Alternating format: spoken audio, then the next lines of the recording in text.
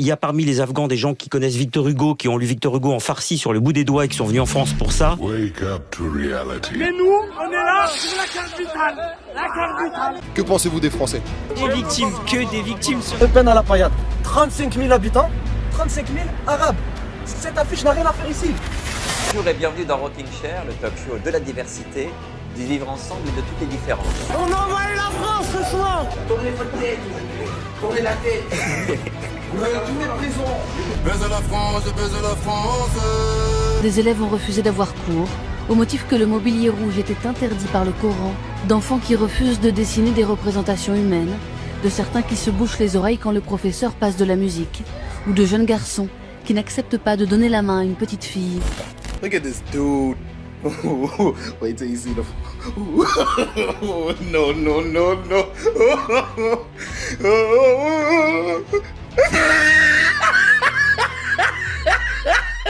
Faire de tournante en banlieue parisienne. Et tous les noms avaient été changés. Et c'était tous des Alain, des Frédéric, des Marcel, des Maurice. En réalité, c'était des Mohamed, des Ahmed, etc. Donc on cache en permanence, c'est un élément qu'on ne donne pas. Il y aura le déferlement de centaines de millions de migrants africains. L'Europe est à la veille d'un tsunami migratoire de type invasion. On va tuer la France. C'est à nous. Sur le terrain du bien Maroc, voilà.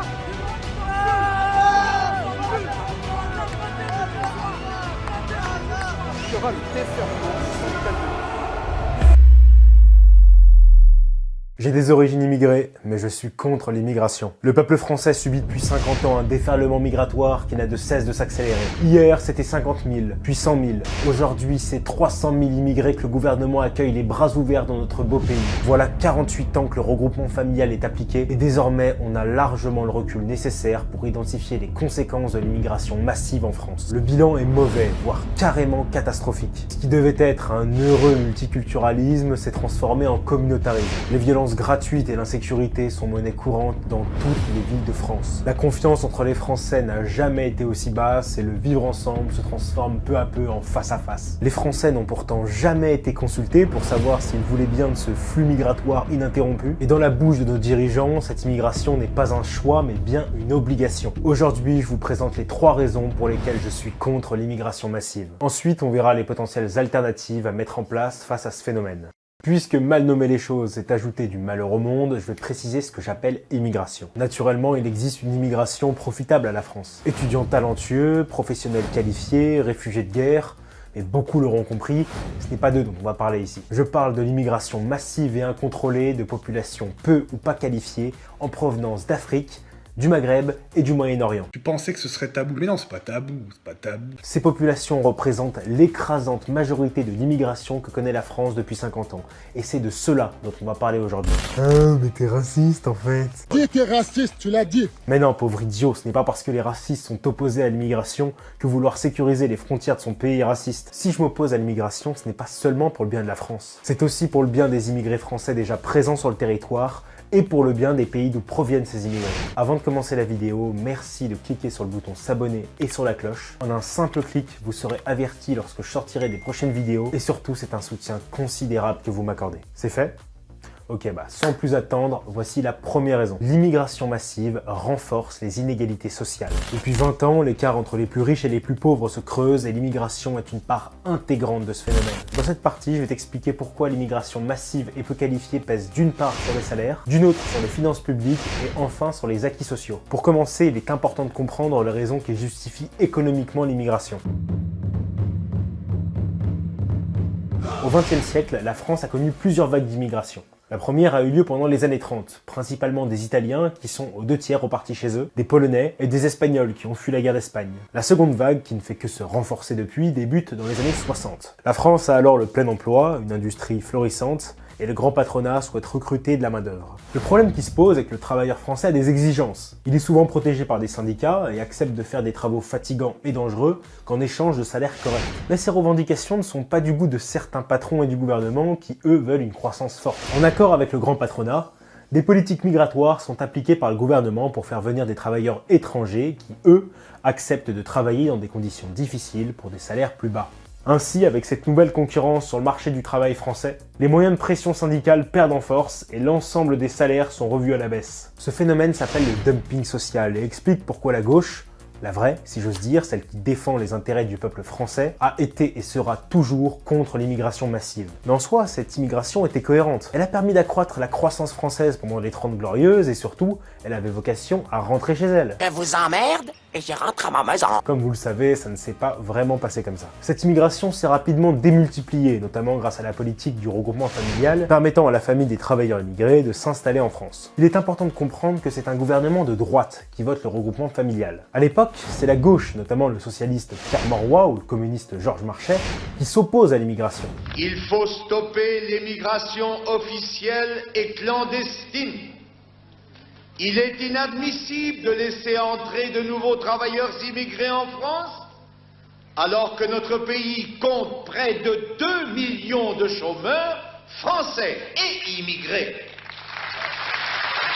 On peut aussi ajouter le FN de Le Pen qui suivra. C'est pourquoi il est complètement stupide de croire qu'être pour l'immigration, cette gauche, et être contre cette droite. L'immigration massive est un piège tendu par la classe dirigeante pour priver le peuple français de levier d'action face à l'appétit démesuré du grand patronat international. Mais ne grillons pas les étapes, on va d'abord s'intéresser à ce que coûte l'immigration. Si l'immigration des années 60-70 a sur de nombreux plans été avantageuse pour la France, celle de ces 50 dernières années est une pompe à fric monumentale qui pèse plus que jamais sur les finances publiques. Premièrement, cette immigration est peu qualifiée. Selon l'INSEE en 2012, 63% des immigrés ont un niveau équivalent ou inférieur au bac, contre moins de 25% pour les natifs. Deuxièmement, elle n'a que peu de ressources économiques. Selon une étude Eurostat, 55,8% sont considérés comme pauvres. La conséquence est que le recours aux aides sociales des populations immigrées est énorme. Allez devant une caisse d'allocation familiale le 5 du mois et vous verrez quel type de population s'y trouve. Les enfants d'immigrés extra-européens ont un taux de chômage de 26%, soit 3 fois plus que les natifs. Ben oui, mais tu comprends, ils sont victimes du racisme systémique. Systémique mon cul, les gars se ramènent aux entretiens avec du shit dans leur Lacoste TN. Tu peux être jaune, noir, arabe ou blanc, si tu ponctues tes phrases avec des voilà et que tu t'habilles comme James dans la boulette, c'est normal que les flics te contrôlent. Mais ça, ce n'est que le premier détroussage de l'argent public, parce qu'il y a aussi tout le business de l'aide aux migrants. La seule organisation Coalia touche 76 millions de subventions d'État,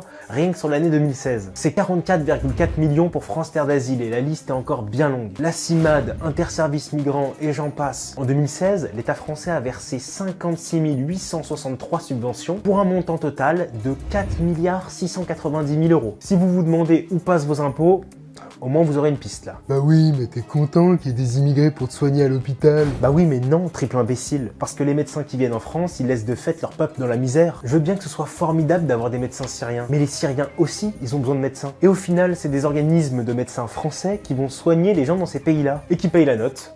Le contribuable français. Bah oui, mais au moins, on a de la main-d'œuvre pas chère pour faire les boulots que les Français ne veulent pas faire.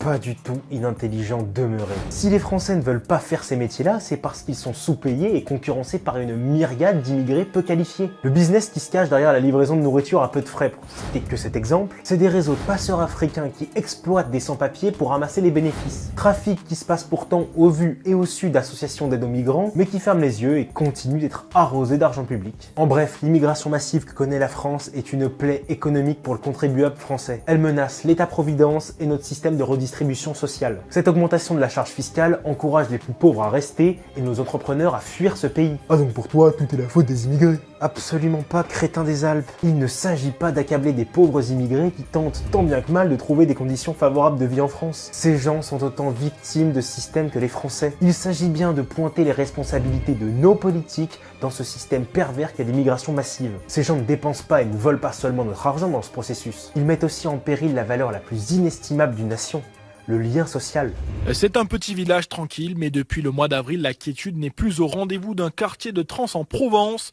Un centre d'accueil de mineurs isolés s'est implanté dans un ancien hôtel et depuis, incivilité et insécurité règnent selon les habitants qui ont alerté la mairie et le député de la circonscription. On passe maintenant à la deuxième raison. L'immigration massive détruit la confiance entre les citoyens et mène au communautarisme. C'est en tout cas ce que prouve l'étude du professeur Robert Putman à l'université d'Harvard. Ce professeur démocrate revendiqué, donc à tendance de gauche, voulait prouver que le multiculturalisme était une chance pour une communauté nationale. Quand il a vu les résultats de son étude, il a longtemps hésité à la publier, et pour cause. Cette étude menée sur plus de 30 000 personnes et dans 40 communautés différentes prouve que la venue d'immigrés, a fortiori leur installation massive au sein d'une communauté, détériore la confiance entre les individus. Ainsi, plus la communauté nationale est homogène, plus leur capital social est élevé. A contrario, plus elle est diversifiée, plus la confiance entre les citoyens se détériore. La famille de ma mère, qui arrivait en France à la fin des années 50, comme des milliers d'autres, n'a pas eu le choix de s'assimiler. À l'époque, les immigrés côtoyaient des Français en permanence. Le quotidien d'un immigré, c'était de parler français, de manger français,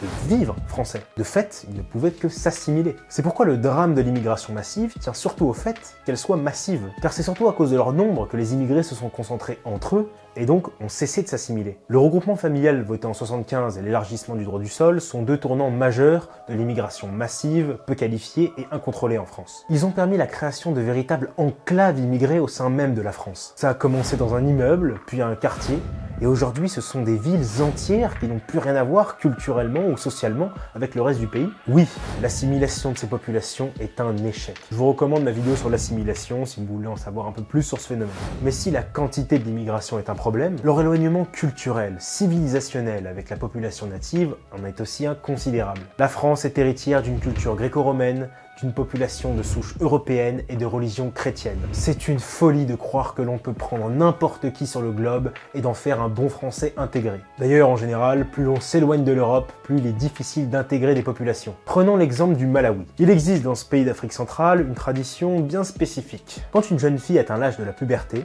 la famille se cotise pour payer un homme professionnel, pour se faufiler une nuit dans la chambre de l'adolescente, et là... Je déconne pas, dans ce pays, c'est une tradition que la famille paye un homme mûr pour faire ça à leur fille. On m'a emmené de nuit, par surprise, dans une chambre. On m'a masqué le visage pour que je ne puisse pas voir ce qui allait se passer. Et puis un homme est entré dans la pièce. Il a commencé à me toucher. Je me suis débattue. À ce moment-là, une vieille femme m'a dit que je ne devais pas résister. Elle a dit que c'était notre culture et qu'il fallait l'accepter. Naturellement, ce pays a l'un des taux de sida les plus forts du monde et la grande partie de ces femmes sont traumatisées à vie. Est-ce que vous me voyez venir là? La question que je me pose, c'est est-il souhaitable d'avoir des immigrés du Malawi en France? La réponse est évidente, mais pour une certaine gauche, il n'y a pas de problème. C'est l'enrichissement culturel, c'est le progrès, c'est le mélange. Toutes les nations sont faites de mélanges, et la richesse d'une nation, c'est les mélanges. Et puis ensuite, on s'étonne que des migrants se comportent en barbares quand ils voient une fille occidentale en mini-jupe. Et le comble de l'hérésie, c'est que des juges, en Europe, relâchent des migrants criminels parce qu'ils n'ont pas les codes. Mais le problème, c'est pas qu'ils aient pas les codes. On s'en fout. Le problème, c'est qu'il y a un migrant sous crack qui est à côté du parc Poppy. En Égypte, qui n'est pourtant pas le pays le plus sauvage du monde, que je sache, 87% des femmes sont excisées. Si tu sais pas ce que c'est, je te laisse faire tes recherches par toi-même. Il en va du bon sens de ne pas importer en France ces genres de coutumes barbares, coutumes affreuses qui commencent déjà à se développer en Seine-Saint-Denis. Et pourtant aujourd'hui, on a des Françaises qui se revendiquent féministes, mais contre les frontières. Un peu de bon sens, s'il vous plaît. Si je suis contre l'immigration massive, c'est parce que je tiens à la diversité des cultures. Ce pseudo-vivre ensemble promu par l'idéologie dominante conduit à la destruction de l'identité des peuples. La véritable diversité n'est pas dans la destruction des frontières, mais bien dans leur préservation. Oui, il peut y avoir une immigration, mais systématiquement régulée et utile pour le pays d'accueil. Je préfère qu'on me tue avec mon honneur qu'on me déshabille avec mon désnoseur. C'est la réémigration.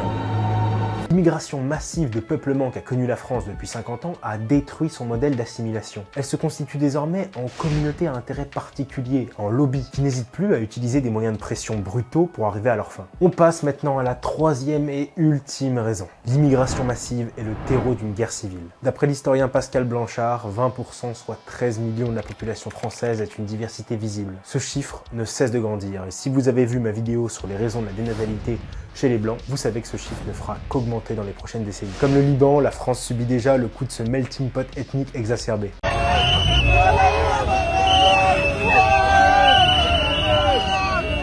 D'après les chiffres du ministère de l'Intérieur, 63% des agressions sexuelles dans les transports en commun d'Île-de-France sont commis par des étrangers. 52% des sont commis par des étrangers. À part le courageux collectif Némésis, elles sont où les féministes qui s'insurgent contre ces violences faites aux femmes? Ah mais j'avais oublié qu'elles se battent déjà pour l'autorisation du port du voile. retourne dans ta cuisine. On compte aujourd'hui 956 agressions gratuites par jour en France. Et même le ministre de l'Intérieur l'admet, ces agressions sont toujours faites par le même profil. C'est toujours les mêmes, comme on dit. Hein, toujours les mêmes qui dealent du shit en bas de l'immeuble. L'éternelle et infatigable bande à Toufik. Toujours en équipe parce que l'honneur ne rentre pas dans leur code. Eux, c'est plutôt petit couteau rouillé ou tournevis, immonde TN troué, le survêt flashy de transsexuel, la petite sacoche du souk d'Alger, les yeux vitreux avec les effluves dégueulasses de caca de chameau qui fument. Et quand on veut célébrer un événement national comme une victoire au foot ou la fête nationale, il y a ces hordes qui sortent des égouts et qui vont payer de la cause de ta ville. C'est un abonnement en gros, c'est tu fêtes un événement, tac, tes magasins sont pillés, les vitres sont brisées. Le quartier de la Guillotière à Lyon, c'est devenu un poste de police à ciel ouvert. Avant, c'était la cour des miracles. Si tu sortais du métro à la bonne heure, tu repartais tout content avec un paquet à 5 € et un rein en moins. Et je préfère même pas parler de la colline du crack dans le 18e arrondissement de la capitale. J'ai mon chien qui a failli prendre un coup de tournevis et moi aussi par un toxicomane qui était en train de se battre avec un chauffeur poids lourd. Et en fait moi je venais juste en aide au chauffeur pour appeler la police et le toxicomane s'est jeté sur nous avec un tournevis. Certains diront à juste titre que le problème de la délinquance tient plus du fait de la pauvreté que de l'immigration. C'est une évidence que la pauvreté appelle à la délinquance, mais c'est franchement à relativiser. Comme on l'a vu à travers les travaux de Robert Putman, avoir beaucoup de différences culturelles sur un même territoire entraîne beaucoup de délinquance. Mais l'exemple du Qatar est très intéressant à cet égard. Ce pays est constitué à 80% d'immigrés, avec près de 70% de travailleurs sri-lankais, indiens, pakistanais, irakiens, bref, des gens très pauvres. Et pourtant le Qatar est l'un des pays les plus sûrs au monde. Donc en dépit de la pauvreté et de l'immense disparité de richesse, le Qatar reste un pays sûr. La raison est simple. Les travailleurs immigrés sont soit riches, comme les expatriés français, soit musulmans, donc ils partagent la culture civilisationnelle du pays d'accueil. En bref, la pauvreté est loin d'expliquer la délinquance, la surdélinquance d'une partie de l'immigration en France. C'est la triade infernale d'une immigration massive, premier point, peu qualifiée et pauvre, deuxième point, et très éloignée culturellement, troisième point. C'est ce qui explique l'extrême délinquance en France. Est-ce que j'ai besoin de rappeler que la culture dominante, la justice et le gouvernement sont hyper laxistes avec cette délinquance ? Allez les gars, allez les gars, allez les gars, il est là le pilote. Oh là là, ça cartonne là-bas, ça se cartonne.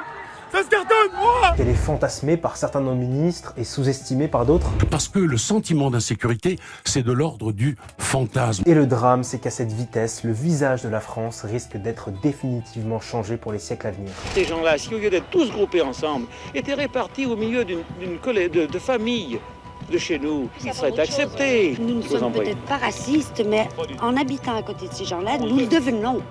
Moi, je le deviens. Des banlieues et désormais des villes entières sont méconnaissables pour ceux qui ont vécu il y a 20 ans. Un véritable exode a eu lieu car les Français ne supportaient plus de vivre là où on ne voulait plus qu'ils soient. La démographie est un combat politique. Et ce combat-là, les dirigeants du monde musulman l'ont très bien compris. C'est le ventre de nos femmes qui nous donnera la victoire. C'est ce que disait le président Boumedienne en 1974. Ne faites pas 3 mais 5 enfants, car vous êtes l'avenir de l'Europe.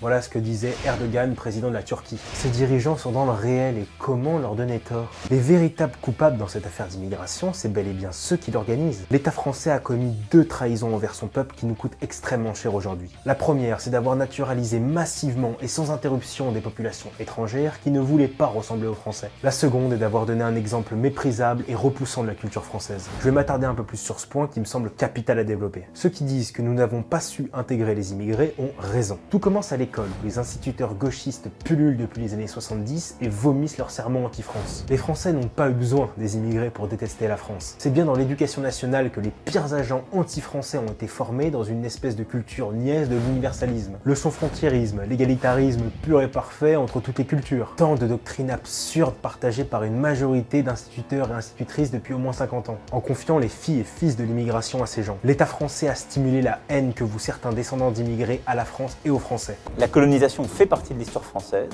C'est un crime. C'est un crime contre l'humanité, c'est une vraie barbarie. La France, ils nous ont colonisés. Aujourd'hui, c'est nous, on les colonise. Quand on met des Maghrébins de banlieue face à des Bernard-Henri Lévy, face à des Jacques Lang ou des Cohn-Bendit, quand on lui dit que le progrès c'est la gay pride ou le LGBTisme, eh bien je comprends que le descendant d'immigrés crache sur cette France-là, parce que c'est pas la mienne non plus. Quand on regarde les archives de Paris dans les années 60, on ne peut que comprendre pourquoi l'assimilation marchait.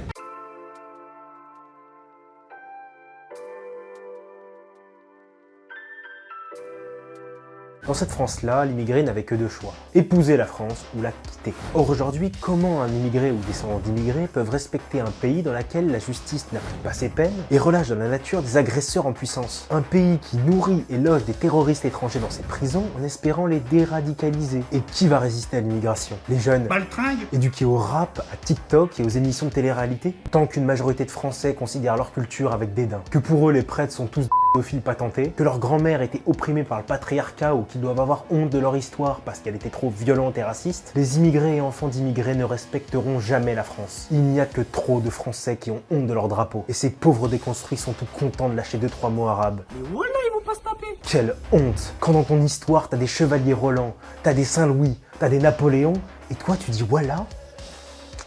Tu mérites que le remplacement. Je remercie chaque jour mes parents de m'avoir intimé le respect des ancêtres et de m'avoir placé dans une école qui ne tolère pas l'impertinence envers la France ou envers la chrétienté. Il est temps de se regarder dans un miroir et de comprendre que si certains immigrés se moquent de nos lois ou si l'islam prospère à grande vitesse, c'est parce que l'État français propose une culture victimaire et décadente aux Français et aux immigrés. Je suis contre l'immigration massive, mais ce n'est pas les immigrés qu'il faut combattre. Des hommes comme François Hollande qui ont eu le pouvoir et qui nous lâchent à propos de l'immigration, tout ça finira en partition. Donc Flamby, t'as eu le pouvoir pendant 5 ans et en toute connaissance de cause, t'as laissé rentrer 2 millions d'immigrés? Sale traître! Toute cette famille politique qui sont partagés le pouvoir pendant 40 ans ont construit planche après planche, tombe après tombe, le cercueil dans lequel le lien social et la sécurité des Français est enterré. Après les clandestins des villes et la colline du crack, Macron nous promet désormais des clandestins des champs, histoire de définitivement achever le lien social qui subsistait en France. Le chef de l'État souhaite une meilleure répartition des étrangers accueillis sur le territoire, notamment dans les milieux ruraux. Sommes-nous condamnés à subir l'invasion ou la France a-t-elle une chance de se sortir de ce phénomène atroce qu'est l'immigration massive? On nous a menti. L'immigration massive n'est pas une fatalité et d'autres pays s'en sont déjà sortis. Je ne parlerai pas du Japon qui naturalise 20 personnes par an sur plus de 25 000 demandes, parce qu'on me répondra que c'est une archipel à l'autre bout du monde, à juste titre. Mais tournons-nous plutôt du côté de l'Europe, vers la Hongrie par exemple, qui a réduit de 99,6% son immigration clandestine entre 2015 et 2016. Comment ont-ils fait ce miracle? Il aura suffi d'une simple construction de murs dans quelques points de jonction et l'application des peines sur les clandestins, et ça aura suffi à stopper net le flux de migrants qui transitaient par la Hongrie. C'est aussi le cas du Danemark, qui n'hésite pas à doubler les peines pour les clandestins. C'est des fachos, ces Danois. Et non, Sombrignard, le Danemark est dirigé par un parti social-démocrate, de gauche si tu préfères. S'il fallait encore une preuve que défendre son peuple face à l'invasion migratoire n'est ni de droite ni de gauche. Mais la baisse de la natalité en France oblige à avoir une forte immigration. Et non, racleur de bidet, le Japon a l'un des taux de natalité les plus bas du monde, et leurs politiques ont fait le choix de la robotique plutôt que de la main-d'œuvre immigrée. Aujourd'hui, ils ont tellement confiance en leur population qu'il existe des magasins sans vendeurs et sans sécurité, où c'est aux clients de choisir de payer ou non. Au Japon, c'est tellement safe que tu peux laisser des magasins sans surveillance 24 heures sur 24.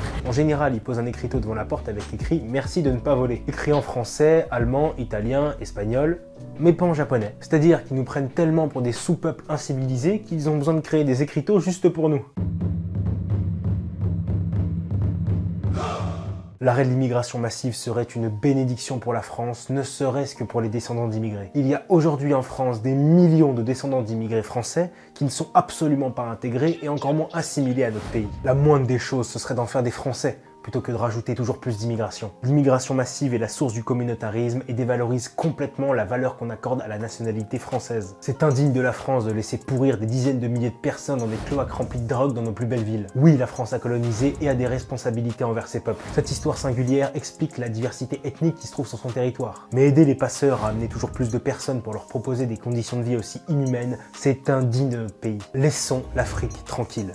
Ce sont les immigrationnistes qui ont le sang des migrants sur les mains. Les meilleurs éléments africains pourraient prospérer dans leur propre pays plutôt que d'être aspirés dans cette pompe migratoire qui leur promet une vie de misère en Europe. Ces Français tout heureux, tout contents de recevoir des cargos de migrants ne se rendent même pas compte du mal qu'ils font à l'Afrique. En plus de se sentir investis d'une mission paternaliste envers le pauvre petit Africain à qui il faut tout apprendre, ils ruinent les chances de développement de pays qui ont besoin de ces forces vives que sont les migrants. Il s'agit de milliers de jeunes hommes, tous en âge de travailler, qui déferlent sur le continent boréal. Laissez ces gens prospérer chez eux plutôt que leur promettre l'Eldorado européen. Eldorado qui aboutit en livreurs exploités pour les meilleurs et en craquettes pour les pires. Cette fausse bonne conscience que leur apporte le soin des migrants est un crime pour la France, mais aussi pour les pays des migrants. Ces mentalités de boomers en mal d'utilité doivent cesser car il en va du destin du monde. Il y a un gouffre idéologique et financier qui sépare aujourd'hui la France en deux parties. Les vainqueurs de la mondialisation, bobos des métropoles qui ne connaissent que l'immigration du haut de leur tour d'ivoire, et une France déclassée, souvent rurale, qui a vu son pays changer, qui a fui les banlieues pour un peu de paix. Cette France-là est continuellement insultée dans les médias.